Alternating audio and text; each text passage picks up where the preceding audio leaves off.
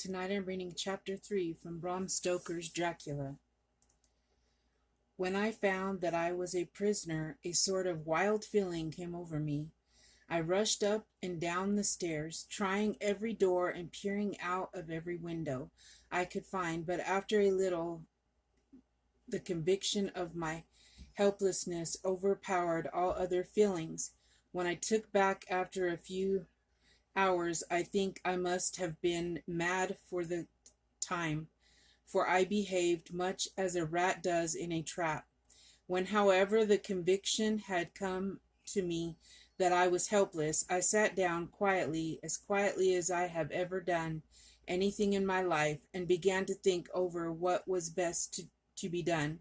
I am thinking still, and as yet have come to no definite conclusion. Of one thing only am I certain, that it is no use making my ideas known to the Count.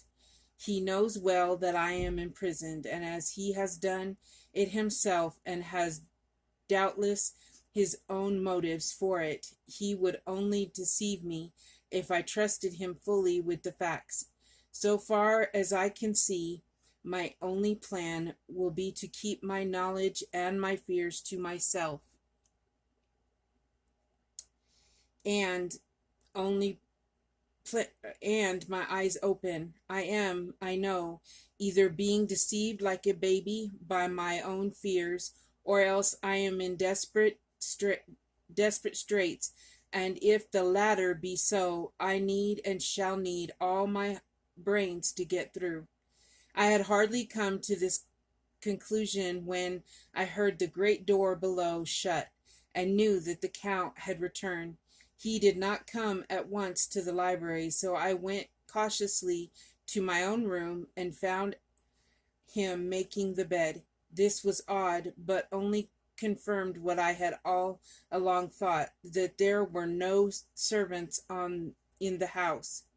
When later I saw him through the chink of the hinges of the door laying the table in the dining room, I was assured of it, for if he does himself all these menial offices, surely it is proof that there is no one else to do them. This gave me a fright, for if there is no one else in the castle, it must have been the Count himself who was the driver of the coach that brought me here.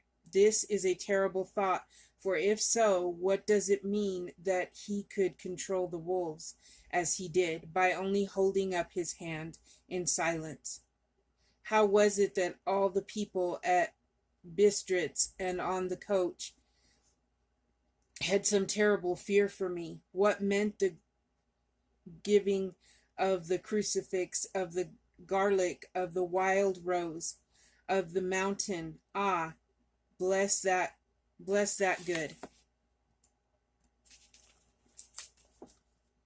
good woman who hung that crucifix round my neck, for it is a comfort and a strength to me whenever I touch it. It is odd that a thing which I have been taught to regard with disfavor and as idolatrous should on a time of loneliness and trouble be of help. Is it that there is something in the essence of the thing itself, or that it is a medium, a tangible help, is conveying memories of sympathy and comfort? Sometime, if it may be, I must examine this matter and try to make up my mind about it. In the meantime, I must find out all I can about Count Dracula, as it may help me to understand. Tonight he may talk of himself if I turn the conversation that way. I must be very careful, however, not to awake his suspicion. Midnight. I have had a long talk with the Count. I asked him a few questions on Transylvania history, and he warmed up to the subject wonderfully. In his speaking of things and people, and especially of battles, he spoke as if he had been present of them all.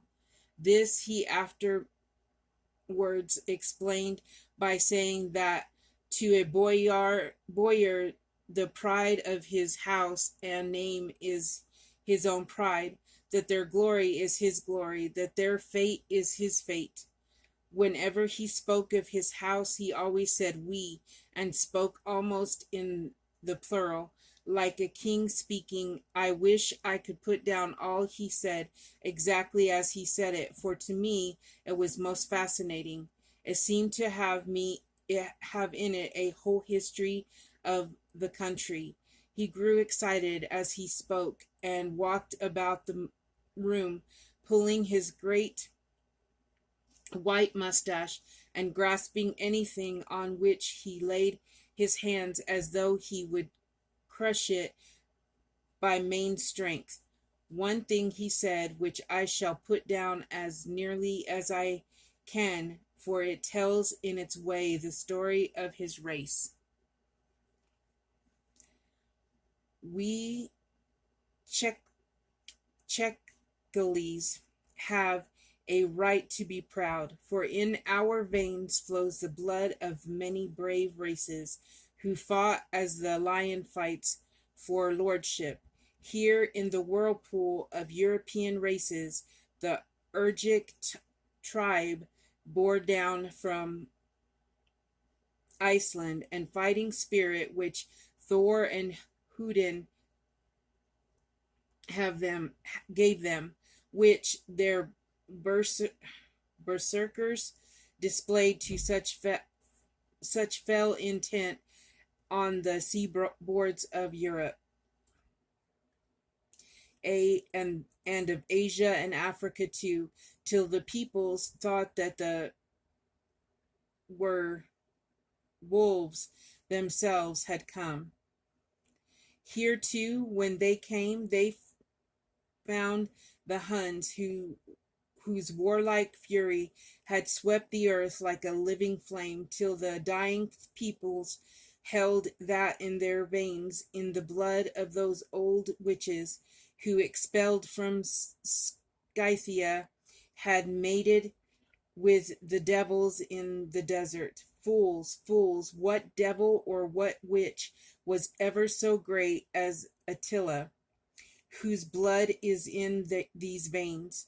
He held up his arms. Is it a wonder that we were a conquering race, that we were proud, that when the Magyar, the Lombard, the Avar, the Bulgar, or the Turk poured his thousands so on our frontiers, we drove them back? Is it strange that when Arpad and his legions swept through the Hungarian fatherland, he found us here? When he reached the frontier, that the Honfoglalas was completed there, and when the Hungarian flood swept eastward, the Zekiles were claimed as kindred by the victorious Magyars, and to us for centuries was trusted the guarding of the frontier of Turkey land. And more than that, endless duty of the frontier guard, for as the Turks say, water sleeps, an enemy is sleepless. Who more gladly than we throughout the 4 nations received the bloody sword, or at its warlike call flocked quicker to the standard of the king? When was redeemed that great shame of my nation, the shame of Casanova, when the flags of Wallach and the Magyar went down beneath the crescent? Who was it but one of my own race who, as voivode crossed the Danube and best the Turk on his own ground? This was a Dracula indeed. Woe was it that his own unworthy brother, when he had fallen, sold his people to the Turk and brought the shame of slavery on them. Was it not this Dracula, indeed, who inspired that other of his race, who in a later age again and again brought his forces over the great river into Turkeyland, who when he was beaten back came again and again and again, though he had to come alone from the bloody field where his troops were being slaughtered, since he knew that he alone could ultimately triumph. They said that he thought only of himself. Bah! What good are peasants without a leader? Where ends the war without a brain and heart to conduct it? Again, when after the battle of Mohacs we threw off the Hungarian yoke, we of the Dracula blood were amongst their leaders, for our spirit would not brook that we were not free. Ah, young sir, the Zekilis and the Dracula, as their heart's blood, their brains, and their swords, can boast a record that mushroom growths like the Hashbergs and the Romanovs can never reach. The warlike days are over. Blood is too precious a thing in these days of dishonorable peace, and the glories of the great races are as a tale that is told. It was by this time close on morning, and we went to bed. Memo: this diary seems horribly like the beginning of the Arabian Nights, for everything has to break off at cockcrow, or like the ghost of Hamlet's father. May 12th. Let me begin with facts, bare, meager facts, verified by books and figures, and of which there can be no doubt. I must not confuse them with experiences which will have to rest on my own observation or my memory of them.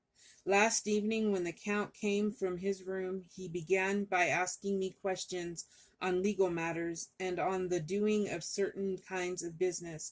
I had spent the day wearily over books, and simply to keep my mind occupied, went over some of the matters I had been examined in at Lincoln's Inn. There was a certain method in the Count's inquiries, so I shall try to put them down in sequence. The knowledge may somehow or sometime be useful to me. First, he asked if a man in England might have 2 solicitors or more.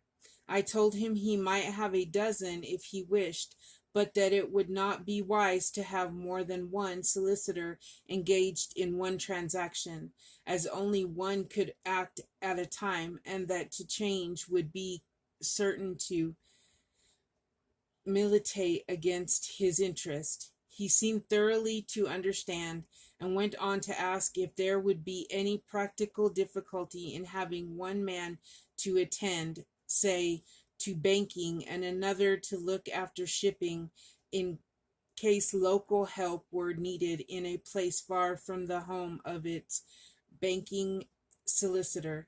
I asked him to explain more fully, so that I might not by any chance mislead him. So he said, I shall illustrate. Your friend and mine, Mr. Peter Hawkins, from under the shadow of your beautiful cathedral at Exeter,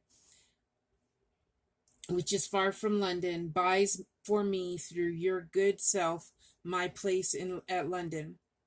Good. Now here let me say frankly, lest you should think it strange that I have sought the services of one so far off from London instead of some one resident there, that my motive was that no local interest might be served, save my wish only, and as one of London residents might perhaps have some purpose for him of himself or friend to serve. I went thus afield to seek my agent, whose labors should be only to my interest. Now suppose I, who have much of affairs wished to ship goods, say to Newcastle or Durham or Harwich or Dover, might it not be that it could with more ease be done by consigning to one in these ports? I answered that certainly it would be most easy, but that we solicitors had a system of agency, one for the other, so that local work could be done locally on instruction from any solicitor, so that the client, simply placing himself in the hands of one man, could have his wishes carried out by him without further trouble. But, said he, I could be at liberty to direct myself, is it not so? Of course, I replied, and such is often done by men of business, who do not like the whole of their affairs to be known by any one person. Good, he said, and then went on to ask about the means of making consignments and the forms to be gone through, and of all sorts of difficulties which might arise, but by forethought could be guarded against. I explained all these things to him to the best of my ability, and he certainly left me under the impression that he would have made a wonderful solicitor, for there was nothing that he did not think of or foresee. For a man who was never in the country and who did not evidently do much in the way of business, his knowledge and acumen were wonderful. When he had satisfied himself on these points of which he had spoken, and I had verified all as well, I could buy the books available. He suddenly stood up and said, Have you written since your first letter to our friend Mr. Peter Hawkins, or to any other? It was with some bitterness in my heart that I answered that I had not, that as yet I had not seen any opportunity of sending letters to anybody.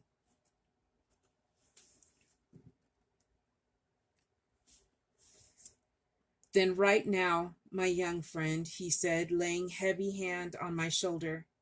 Write to our friend and to any other, and say, if it will please you, that you shall stay with me until a month from now. Do you wish me to stay so long? I asked, for my heart grew cold at the thought. I desire it much. Nay, I will take no refusal. When your master, employer, what you will, engaged that someone should come on his behalf, it was understood that my needs only were to be consulted. I have not stinted, is it not so? What could I do but acceptance? But bow acceptance. It was Mr. Hawkins' interest, not mine, and I had to think of him, not myself. And besides, while Count Dracula was speaking, there was that in his eyes and in his bearing which made me remember that I was a prisoner, and that if I wished it I could have no choice. The Count saw his victory in my bow, and his mystery in the trouble of my face, for he began at once to use them, but in his own smooth, restless way. I pray you, my good young friend, that you will not discourse of things other than business in your letters. It will doubtless please your friends to know that you are well, and that you look forward to getting home to them. Is it not so? As he spoke, he handed me 3 sheets of notepaper and 3 envelopes. They were all of the thinnest foreign post, and looking at them, then at him, and noticing his quiet smile with the sharp canine teeth lying over the red under lip, I understood as well as if he had spoken that I should be careful what I wrote, for he would be able to read it. So I determined to write only formal notes now, but to write fully to Mount Mr. Hawkins in secret, and also to Mina, for to her I could write in shorthand, which would puzzle the Count, if he did see it. When I had written my 2 letters, I sat quiet, reading a book, whilst the Count wrote several notes, referring as he wrote them to some books on his table. Then he took up my 2 and placed them with his own, and put by his writing materials, after which, the instant the door had closed behind him, I leaned over and looked at the letters, which were face down on the table. I felt no compunction in doing so, for under the circumstances I felt that I should protect myself in every way I could. One of the letters was directed to Samuel F. Bollington, number 7, the Crescent, Whitby; another to Herr Lieutenant Varna; the third was to Coutts and Company, London; and the fourth to Heron Klopstock and Bilhurent, bankers, Budapest. The second and fourth were unsealed. I was just about to look at them when I saw the door handle move.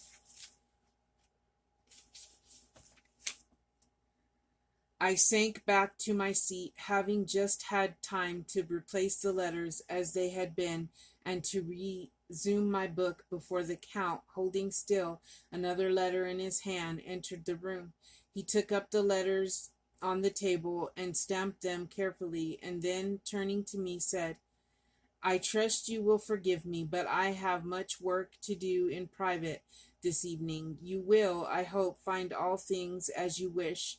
At the door he turned, and after a moment's pause said, "Let me advise you, my dear young friend, nay, let me warn you with all seriousness, that should you leave these rooms, you will not by any chance go to sleep in any other part of the castle. It is old and has many memories, and there are bad dreams for those who sleep unwisely. Be warned, should sleep now or ever overcome you, or be like to do, then haste to your own chamber, or to these rooms for your rest, will then be safe. But if you be not careful in the respect then," he finished his speech in a gruesome way, for he motioned with his hands as if he were washing them. "I quite understand. My only doubt was as to whether any dream could be more terrible than the unnatural, horrible net of gloom and mystery which seemed closing around me."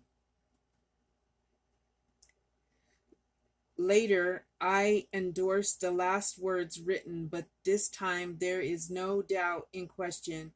I shall not fear to sleep in any place where he is not. I have placed the crucifix over the head of my bed.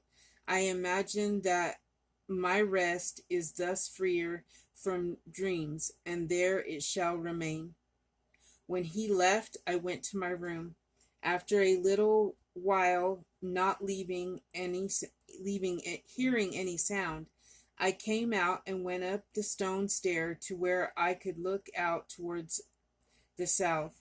There was some sense of freedom in the vast expanse, inaccessible thought. It was to me as compared with the narrow darkness of the courtyard. Looking out of this, I felt I was indeed in prison, and I seemed to want a breath of fresh air.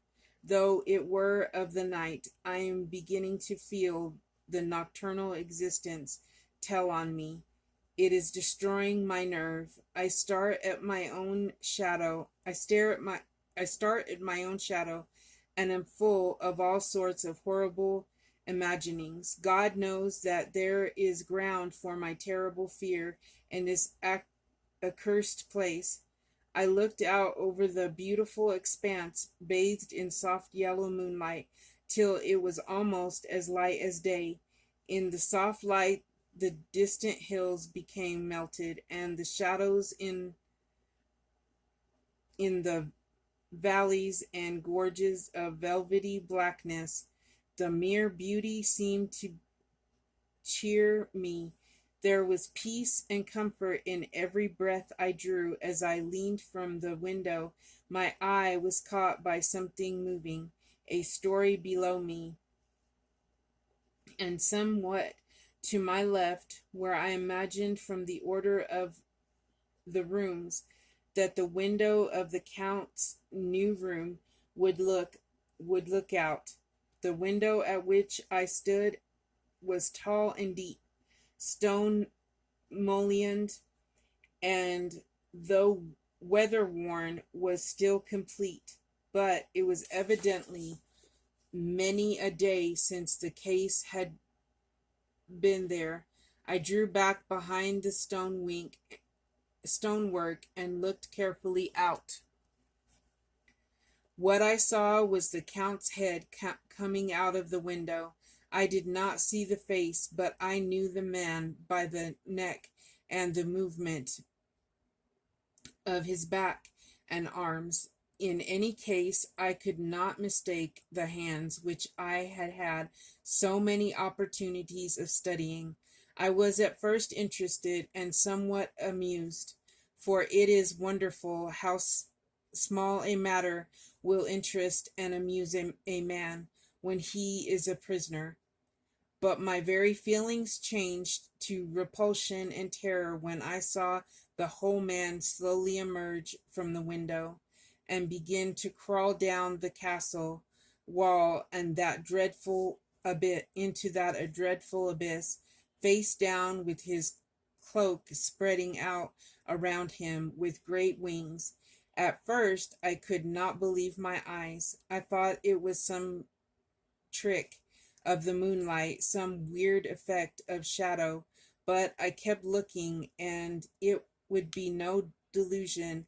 I saw the fingers and toes grasp the corners of the stones, worn clear to the mortar of the stress of years, and by thus using every projection and inequality, move downward with considerable speed. I just as a lizard moves along a wall. What manner of man is this? What manner of creature is it in the semblance of man? I feel the dread of this horrible place overpowering.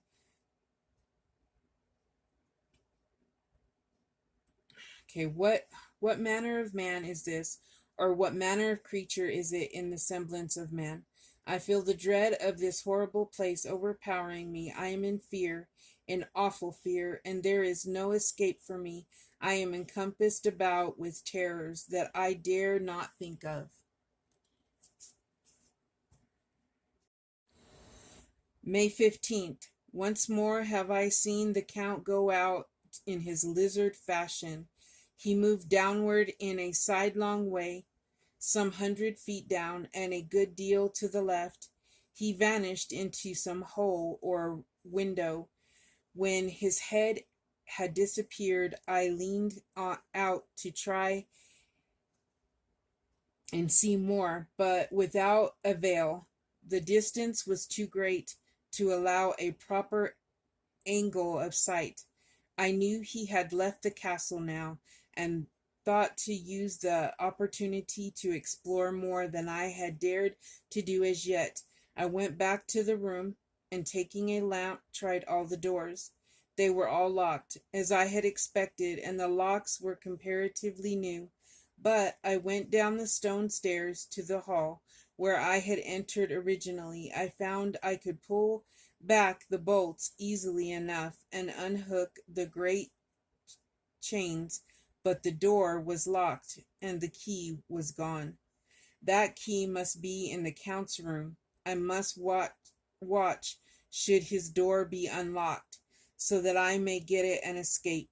I went on to make a thorough examination of the various stairs and passages, and to try the doors that opened from them. One or two small rooms near the hall were open, but there was nothing to see in them except old furniture, dusty with age and moth-eaten. At last, however, I found one door at the top of the stairway, which, though it seemed to be locked, gave a little under pressure. I tried it harder and found that it was not really locked, but that the residence came from the fact that the hinges had fallen somewhat and the heavy door rested on the floor. Here was an opportunity which I might not have again. So I exerted myself and with many efforts forced it back so that I could enter.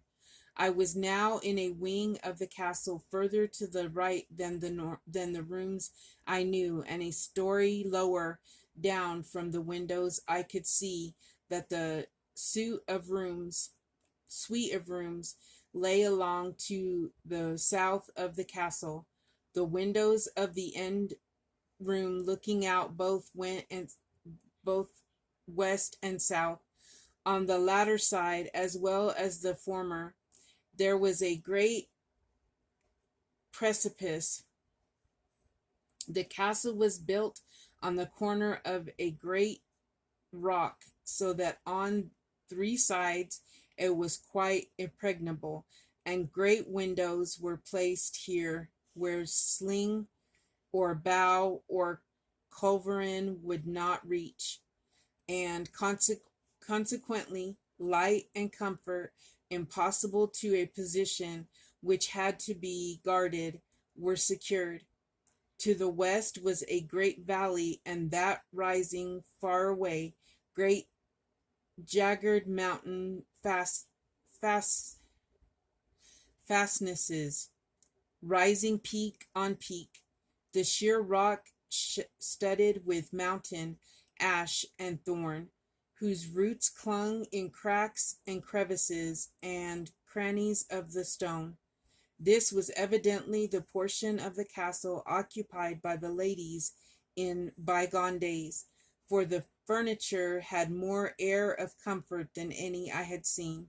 The windows were curtainless, and the yellow moonlight flooded in through the diamond panes, enabled one to see even colors, whilst it softened the wealth of dust which lay over all the disguised in some measure of ravages of time, and the moth, my lamp, by time and moth. The lamp seemed to be of little effect in the brilliant moonlight, but I was glad to have it with me, for there was a dread loneliness in the place which chilled my heart and made my nerves tremble. Still, it was better than living alone in the rooms which I had come to hate from presence of the Count. And after trying a little to school my nerves, I found a soft quietude come over me.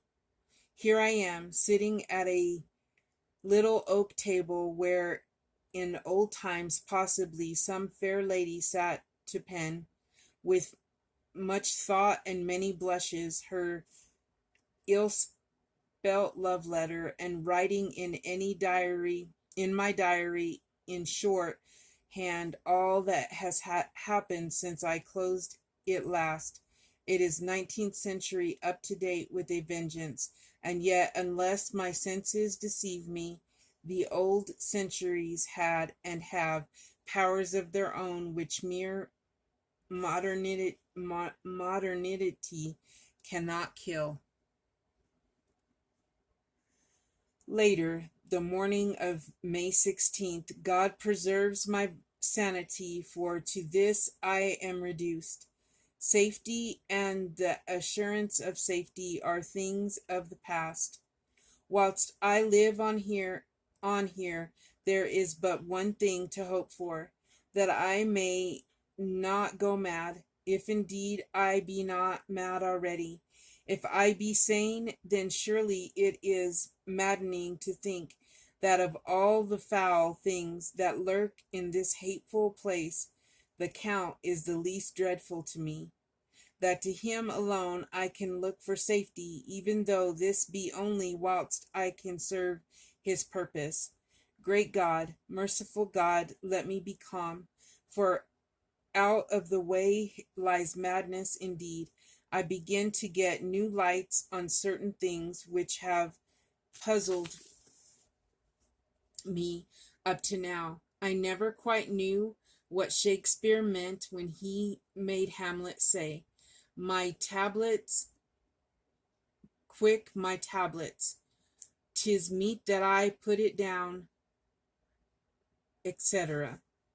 For now, feeling as though my own brain were unhinged, or as if the shock had come which must end in the undoing, I turned to my diary for repose. The habit of entering accurately must help to soothe me. The Count's mysterious warning frightened me at the time. It frightened me more now when I think of it, for in future he has a fearful hold upon me. I shall fear to doubt what he may say. When I had written in my diary and had fortunately replaced the book and pen in my pocket, I felt sleepy. The Count's warning came into my mind, but I took a pleasure in disobeying it. The sense of sleep was upon me, and with it the obstinacy which sleep brings as outrider.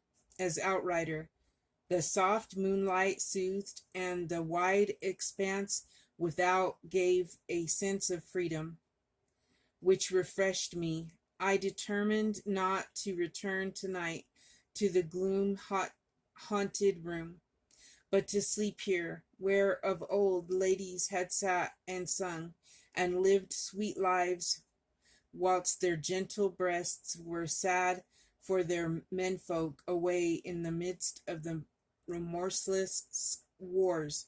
I drew a great couch out of its place near the corner, so that as I lay I could look at the lovely view to east and south, and unthinking of and uncaring for the dust, composed myself for deep. I suppose I must have fallen asleep. I hope so, but I fear for all that followed was startlingly real.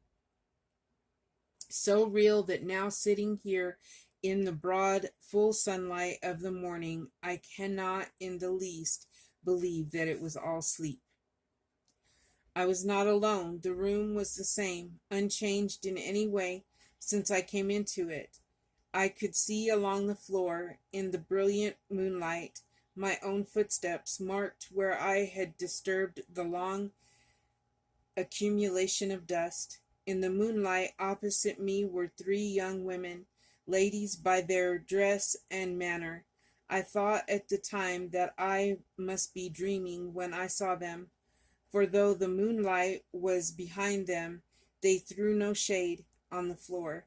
They came close to me and looked at me for some time, and then whispered together. Two were dark and had high aquiline noses, like the Count, and great, dark, piercing eyes that seemed to be almost red when contrasted with the pale yellow moon.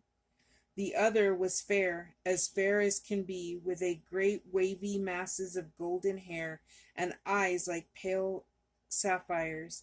I seemed somehow to know her face, and to know it in connection with some dreamy fear, but I could not recollect the moment how or where.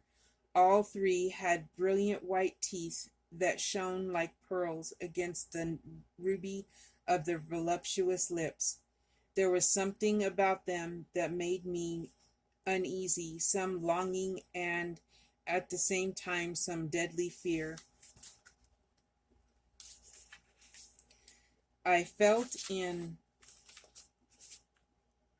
my heart a wicked burning desire that they would kiss me with those red lips. It is not good to note this down, lest some day it should meet Mina's eyes and cause her pain, but it is the truth. They whispered together, and then they all three laughed, such a silvery musical laugh, but as hard as though the sound never could have come through the softness of human lips. It was like the intolerable tingling sweetness of water glasses when played on by a cunning hand. The fair girl shook her head coquettishly, and other two urged her on. One said, "Go on, you are first, and we shall follow. Yours is the right to begin." The other added, "He is young and strong. There are kisses for us all." I lay quiet, looking out under my eyelashes in an agony of delightful anticipation. The fair girl advanced and bent over me till I could feel the movement of her breath upon me. Sweet it was in one sense, honey sweet, and sent the same tingling through the nerves as her voice, but with a bitter underlying the sweet, a bitter offensiveness as one smells in blood. I was afraid to raise my eyelids, but looked out and saw perfectly under the lashes. The girl went on her knees and bent over me, simply gloating. There was a deliberate voluptuousness which was both thrilling and repulsive, and as she arched her neck, she actually licked her lips like an animal, till I could see in the moonlight the moisture shining on the scarlet lips and on the red tongue as it lapped the white sharp teeth. Lower and lower went her head as the lips went below the range of my mouth and chin and seemed about to fasten on my throat. Then she paused, and I could hear the churning sound of her tongue as it licked her teeth and lips, and could feel the hot breath on my neck. Then the skin of my throat began to tingle as one's flesh does when the hand that is to tickle it approaches nearer.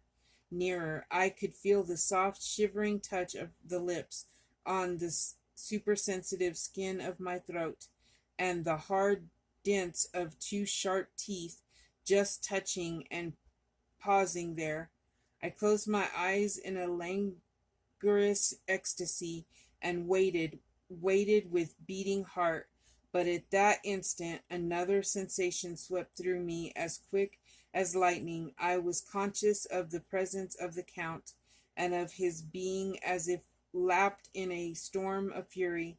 As my eyes opened involuntarily, I saw his strong hand grasp the slender neck of the fair woman, and with giant's power draw it back. The blue eyes transformed with fury, the white teeth chomping with rage, and the fair cheeks blazed with passion. But the Count, never did I imagine such wrath and fury, even to the demons of the pit. His eyes were positively... Sorry, y'all. I don't know what I did.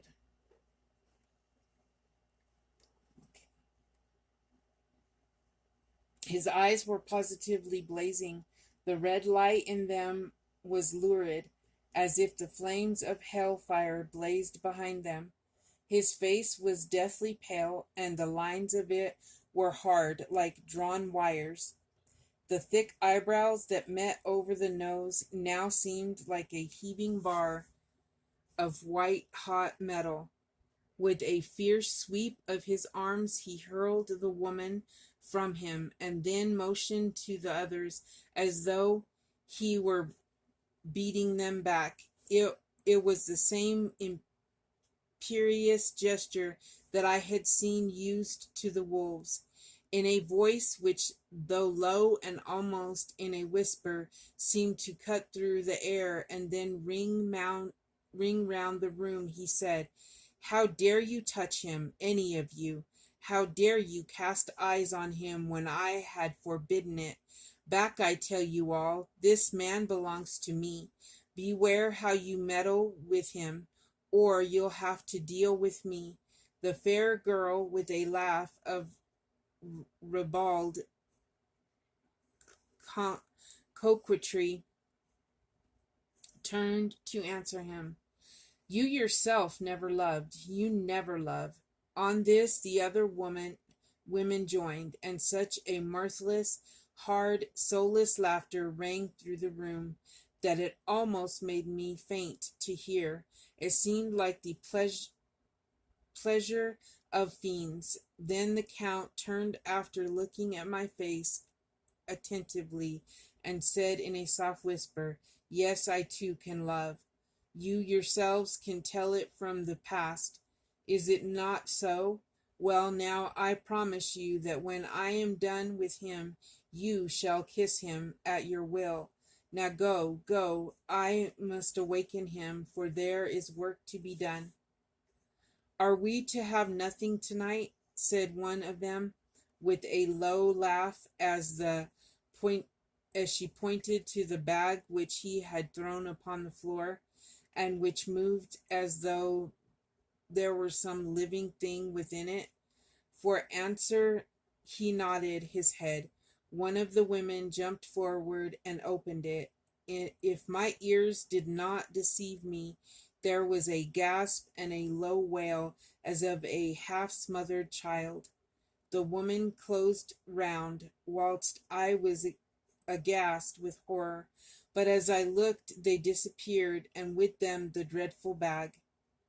There was no door near them, and they could not have passed me without my noticing. They simply seemed to fade into the night, the rays of the moonlight, and pass out through the window, for I could see outside the dim, shadowy forms for a moment before they eventually faded away. Then the horror overcame me, and I sank down unconscious.